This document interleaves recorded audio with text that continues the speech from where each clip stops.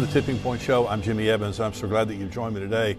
I'm going to be joined today by Rabbi Jason Sobel, and we're going to be talking about Israel and all of the events that are happening concerning Russia, Israel, anti-Semitism around the world. There's a lot of things in the news that we're going to be talking about. And so before I introduce him, let me just say that Mark Hitchcock and I have written another book in our series. It's the series What's Next? And this one is on Iran Goes Nuclear. I read an article this morning that it's believed now that they have enough nuclear material for 10 nuclear warheads right now.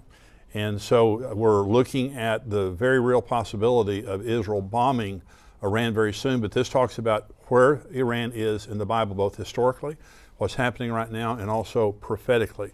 And so if you want to know what's going on in Iran related to Bible prophecy, this is the book, Iran Goes Nuclear, by Mark Hitchcock and myself. You can get this on endtimes.com or on amazon.com. But right now, it's my great pleasure today to be joined by Rabbi Jason Sobel. He's the founder of Fusion Global, a ministry that seeks to bring people into the full inheritance of faith by connecting treasures of the old and new.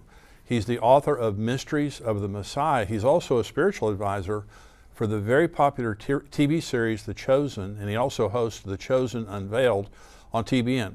He's co-authored 2 books with Kathy Lee Gifford, The Rock, the Road, and the Rabbi, and The God of the Way. He's joining me today to talk about Israel. Rabbi, thank you for joining me today. Shalom. It's always great to be with you. Thanks for having me. Well, it's just the things that are happening in Israel are just absolutely, this is astounding. And since October 7th, it just seems like there's just been a seismic shift in Bible prophecy and also just an acceleration in things that are happening in Israel. And I want to get your insights today because you're so insightful, in being Jewish, but also being, a revelatory speaker. You bring so much revelation from the scripture from a Jewish perspective. And you have a perspective about this year, don't you? Yeah, absolutely. What's interesting, every Rosh Hashanah, Feast of Trumpets in the fall, we share a little bit about what is the significance of this new Hebrew biblical year that we're entering into. And this year that we've entered into on the biblical calendar is the year 5785. And it's actually the year of the hay, because in Hebrew, you write numbers with letters. There's no Roman numerals in the Bible. So every letter is associated with a number, so therefore every word has a numerical value. So this year, the year of the 5 is the year of the hay. And what's interesting, as I shared as we were going into this year a few months ago, I said, hay is the letter that embodies change. The letter hay literally changes the meaning of the word. It changes a word from indefinite to definite, meaning instead of being like Abraham's not saw a ram in the bush, he saw the ram in the bush. And so the hay is added to the front of the word to make it definite, the. The hay changes a statement into a question. But most important, the letter hay is the letter of direction. When you put the letter hay at the end of a word, it indicates direction, a movement towards something. And so what I said is that this year was going to be a year of change. And boy, we're seeing major changes. That's prophetic. We're seeing changes in the Middle East. We're seeing changes in America. I also said the letter hay represents a window. So there is this window of change, I said, that's coming in our nation, coming in the Middle East. Wow. And what's interesting about that is, and I think this is how we're going to see how it ties into prophecy, I think very significantly, which is, I know, part of your heart, because 85, the year that we're in, is also the numerical value of the Hebrew word bitachon. And bitachon is the biblical word that means trust or security. So in Psalm 112:27, it says, his heart trusts in the Lord. Libo betach b'Adonai. That phrase equals 85. He shall not be afraid of evil tidings. His heart is fixed, trusting in the Lord, which equals 85. Wow. So bitachon means trust in the sense of security, and our security is ultimately based upon whom we put our trust in. Some trust in horses, some trust in chariots, but we'll trust in the name of our God. So what's the point of all that? We've been in a world where there's so much insecurity. Israel, our borders, the United States, everything that's going on. And I said there's going to be coming security for Israel, security for America. And part of that, I believe, is to fulfill, as you know, what it says in Ezekiel 38. Thus says Adonai Elohim, the Lord God, it will come to pass in that day that things will come into your heart and you will devise an evil plan. It's talking about Gog and Magog coming against Israel.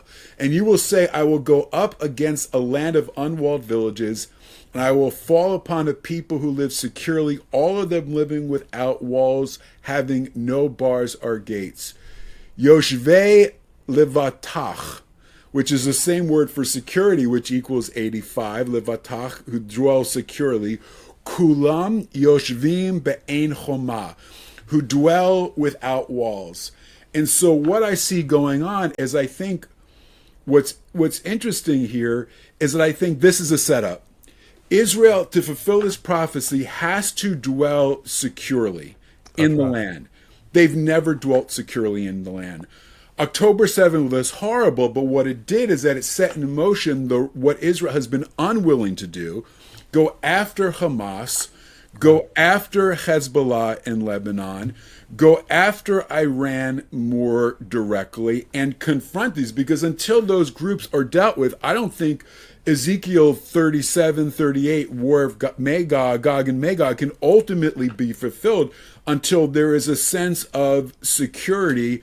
And I believe that that is what we're heading into, a time of security that is ultimately going to lead to what we read about in the book of Ezekiel. Now, something else that's interesting is, again, religious Jews biblically place a lot in numerical values. The numerical value of Donald Trump equals 424, which is the same numerical value of Mashiach ben David, Messiah, son of David. Right? Wow. So what's the connection there? It's not that Trump is the Messiah, but is that there's a messianic process that is being accelerated and set in motion at this time. And Trump is playing a key role, I believe, in setting up the security for Israel and for America that hastens the coming of the Messiah and the things we read about that have to happen in the end times. I don't know if you think I'm crazy, but there we go. Oh, man, absolutely not. We've had this discussion on the Tipping Point Show many times with different guests, and they say exactly what you were saying. Israel's not securely dwelling in their land without bars and gates. I mean, this is one of the most difficult times in their history that they're in right now. So Gog and Magog war, which we see unfolding on the northern border of Israel right now, it's in the news every day, is all that they need is this time of rest. And I was having a conversation yesterday. I did a podcast with a guy, and we were talking about this whole issue of, when the Gog and Magog war would come. Would it be during the tribulation? And Bill Salas, who's one of our regular guests here on the show, pointed this out. And this is why I love what you just said. He said it can't happen during the tribulation because the first half of the tribulation is peace. The second half is war without peace, and God doesn't rescue the Jews until the second coming. And so in the Gog and Magog war, the IDF doesn't win it, God wins it. And so it's a time of peace, but there is obviously war, Gog, Magog. That doesn't happen during the tribulation. Now, I could be wrong, but I totally agree with what you're saying. And no, I totally agree with you. Yeah, no, I think it's going to happen. I believe the Gog and Magog war will happen sometime around the rapture of the church. I think the Gog and Magog war will set up the Antichrist covenant. Exactly. On the heels, just like in World War II, there was sympathy for the Jews, which resulted in the state of Israel. I believe after the Gog and Magog war, there'll be a sympathy, because God says, I'm going to glorify myself in the sight of the nations. And so there's going to be a sympathy for the Jews. The Antichrist, I believe, will step in around that period of time and enter into this covenant, which is going to be this incredible deal that Israel thinks they're getting themselves into, but it's a covenant with death. And so I agree with your perspective. I love hearing you talk about numbers and the biblical significance of numbers, because the Bible is such a phenomenal book, that the equidistant letter sequencing that came out years ago is fascinating. The way the Bible is such an incredible book. But so the Gog and Magog war, when you look at October 7th happening right now, how close? And we don't set dates, but I'm saying, I make this statement. I don't think we're living in the end times. I think we're living at the end of the end times. I think we're seeing an acceleration of birth pangs that are happening. I think that Israel is in an undoable situation related to a two-state solution that they're going to try to impose on them as soon as they can. What do you think about how close are we to the Antichrist and all that? Yeah, look, I think we're clearly on a trajectory. I think one of the things that we see clearly biblically is how it talks about in Amos 9 that in that day the plowman will overtake the reaper. And the idea is that in the Messianic kingdom, plowing and reaping is simultaneously. So what that says is that in the kingdom there's an acceleration. But what that means is that as we head to the closer we come to the Messiah, the more things accelerate. And that's what we are seeing in the world. We are seeing every month, every year, we're seeing things accelerate, whether it be a proliferation of knowledge, of rise of rogue empires in the world, of biblical prophecy being fulfilled. It's very clear that the train is quickly moving down the tracks and it's heading in a certain direction, and the train is not going back into the station. So I think on the one hand, I do think we have this season of a reprieve of grace, of some great things happening. But I think underneath it all, as good as it is or good as it looks on the surface, it is really a setup for what is to come. And so again, I think, this connects to prophecy. So one of the things that is so interesting, of course, this war with Lebanon, because Gog and Magog war happens on the northern border. And I think part of what's happening with this war in Lebanon is that it's meant to awaken a messianic expectation and hope. Because one of the things that I think there's a biblical principle, and part of that biblical principle is the end is going to be like the beginning. Whether it's literally the book of Revelation, a return to the Garden of Eden, what was lost is restored, death is swallowed up by life, river of life, tree of life, all these things. But on another level, it's also the book of Acts, the beginning of the body of Messiah, the beginning of the church. And so one of the things or beginning of when Yeshua came, so one of the things we see is that when Messiah came, there was a huge messianic expectation. And so there has to be, before the end times, there has to be this messianic expectation. Now, here's the thing. Christians have had that messianic expectation historically, but Jews minimize that messianic expectation, because every time we focused on the coming of the Messiah and we're wrong, bad things happen to us. That goes back to the first century when Jews revolted against Rome because they thought Bar Kokhba, this first century military leader, was the Messiah. And we're expelled from our land. And Jews like, look, let's not focus on the coming of the Messiah. It's a foundational principle of faith, but let's not speculate, because whenever we speculate, it leads to bad things for us. And so there was a diminished expectation, although always a belief, but not a sense of expectation, eminent expectation. Well, I got to tell you, most rabbis today are like, we're living in the footsteps of the Messiah. You hear rabbis talking, Orthodox rabbis talking about Gog and Magog and coming of the Messiah like we've never heard before. It is becoming more and more mainstream for rabbis to talk about this. So this is significant. This is not insignificant. And then you have this Gog and Magog focus on the north, where Israel is fighting Lebanon. And this is meant to awaken that expectation.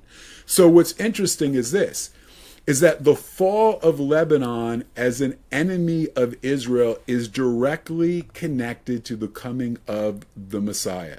So Isaiah chapter 10 says this: "Behold, the Lord Adonai Tzevaot, the Lord of hosts, will lop off the branches with terror, so the tall ones will be cut down and the lofty ones laid low." Isaiah 10:34. "Yes, he will hack down the thickets of the forest with iron, and Lebanon will fall by a mighty one." Here's what's crazy. "Vehalevanon be'adir yipol. So it says Lebanon will fall by a mighty one. The word for mighty one is the Hebrew word adir. Well, what's the name of the new Israeli F-35s that have been key in this war? They're known as the Adir. That's amazing. Right? And it says he'll cut down with iron. And this current Israeli operation is called Iron Swords. Oh my And gosh. now this wasn't chosen because they knew about this reference to Isaiah, because in Israel there's a computer system that generates the names of these wars that are chosen randomly. A group of generals don't come up with the names. It's generated for them. And so the rabbis see the destruction of Israel's enemies as a harbinger to the coming of the Messiah. In fact, there was an article in an Israeli newspaper that said the spirit of Messiah wafts over the skies of Lebanon and the Gazan tunnels. Now, why do they make that connection? Because it talks about Lebanon falling by the Adir in the end of Isaiah chapter 10, verse 34. The very next chapter, Isaiah 11:1, we know what it says. Then a shoot will come forth out of the stem of Jesse, and a branch will bear fruit out of his roots, and the Spirit of the Lord will rest upon him. Isaiah 11:1 is talking about the Messiah. So the fall of Lebanon, Isaiah chapter 10, is connected to the coming of the Messiah, Isaiah 11, chapter 1. This is why the rabbis in the ancient Midrash say this: why must I learn from the Arabs? Is it not an explicit verse as it is written, Lebanon will fall by a mighty one, Isaiah 10:34, and it is written immediately after, a branch will emerge out of the trunk of Jesse, a shoot from his roots, Isaiah 11:1. So based on the connection between Isaiah 10 and 11:1, Lebanon falling is directly connected to the coming of the Messiah. I have never heard that before in my life. That is amazing. Yeah, and I love the fact that you're saying that, you know, Israel's been so beat up for so many centuries, millennia, is now they have hope. There's an unusual hope in the return of Messiah. Talk about the Temple Mount for just a minute, because these are the Temple Institute. Are they Orthodox Jews? Yes. Yeah. So we were there a couple of years ago, but they have everything ready. The Orthodox Jews. I mean, it seems as though they've never been this ready in 2,000 years to rebuild the temple. Yeah. And one other thing before we jump to that, because just the numbers, so Lebanon in Hebrew, Levanon, has a numerical value of 138. The Hebrew word semach, which means branch, equals 138. Why is that important? Because one of the main names of the Messiah, Isaiah 11:1, it's a branch will come forth. There it's the word netzer. That's why he's called a Nazarene, because it's connected to a netzer, Isaiah 11:1. That's how that prophecy is fulfilled. But the synonym for netzer, branch, is the word semach. And the book of Zechariah, Jeremiah, talks about a semach, a branch. And semach is one of the names of the Messiah, according to the rabbi. Well, Lebanon equals 138.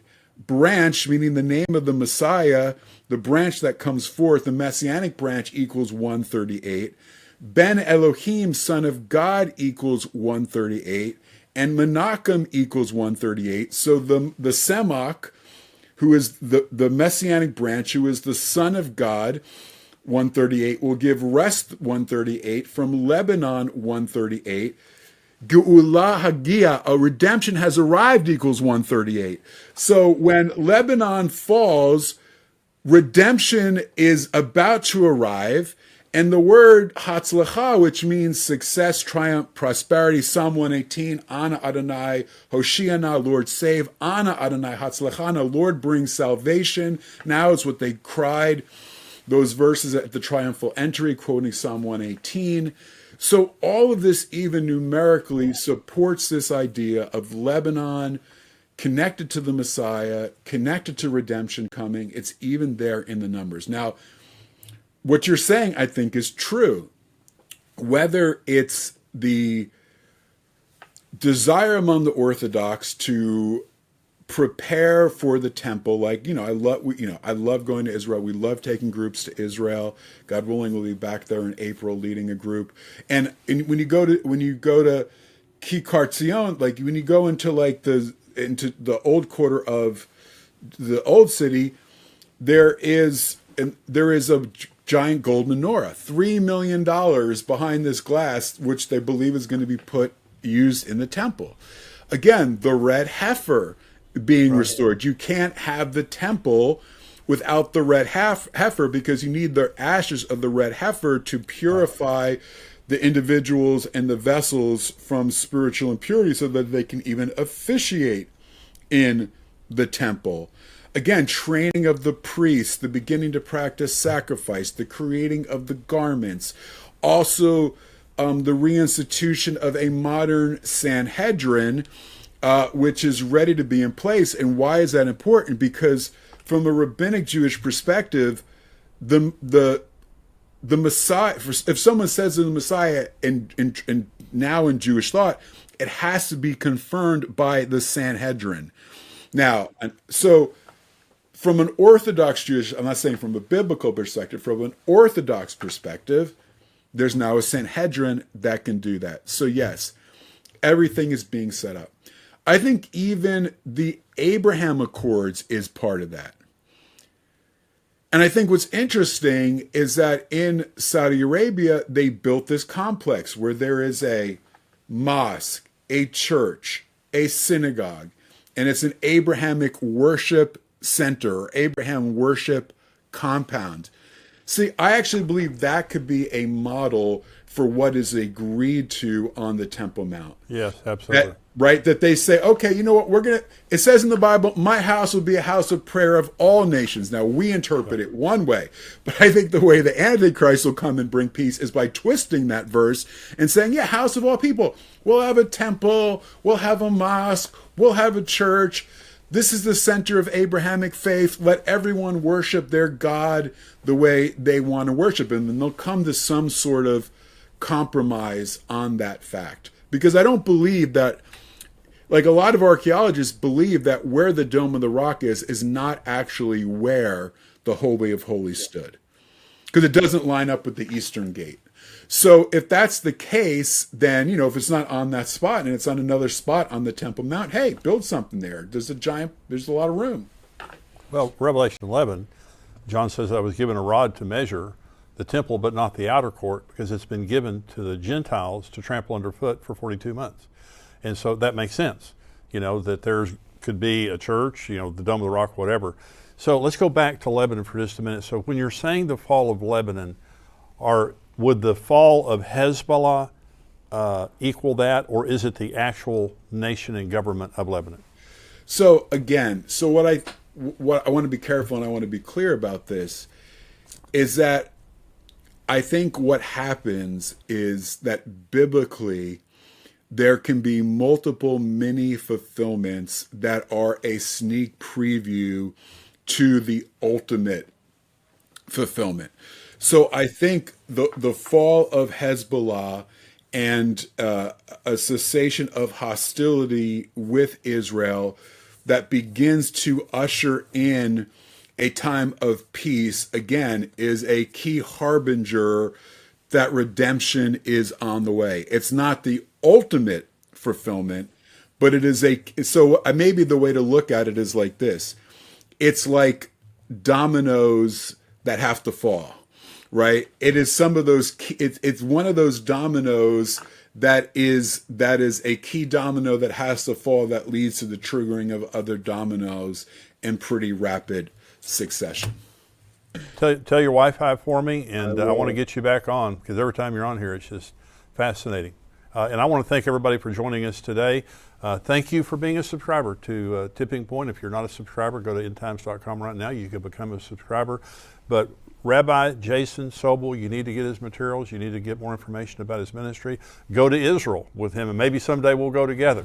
But God bless you. Thank you for being here today. Bye-bye.